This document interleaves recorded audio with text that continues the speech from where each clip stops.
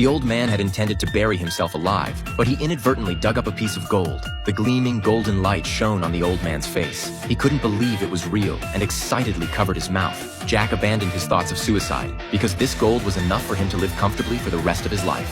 Little did he know, this would be the beginning of his disaster. Jack dug out all the gold.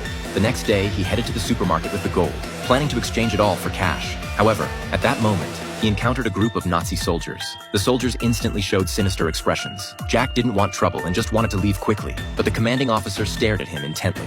A soldier beside him raised his gun and aimed at Jack, but the officer stopped him, not because he was a good man, but because he didn't want to waste a bullet.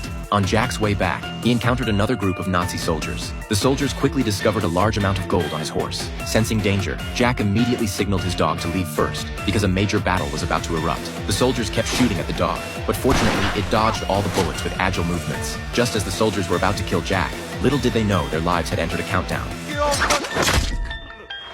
A soldier was killed with one strike. Jack looked at everyone like the Grim Reaper. The soldiers were no match for him at all. At that moment, the officer in the distance heard the gunshots and quickly turned toward Jack's position. When the officer arrived, he was horrified by the scene before him. The ground was littered with corpses. The officer found gold on his subordinates' bodies. To claim the gold for himself, he immediately drove a tank in pursuit. The soldiers pulled their triggers at Jack. To survive, he could only run desperately.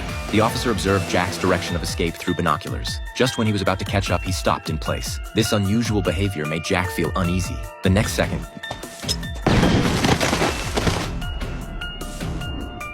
he realized this was a minefield they had set up.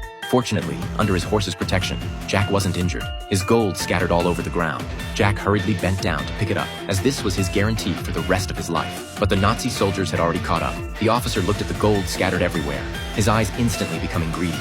At that moment, Jack quietly picked up a rock. It seemed he had thought of a way to deal with the enemy.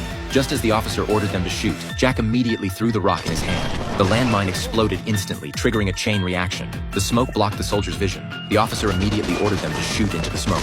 However, what they didn't expect was that Jack blocked all the bullets with his gold pan. He retreated through the dense gunfire. It wasn't until the smoke cleared that the officer ordered them to cease fire. He immediately had his men go forward to scout, but the next second,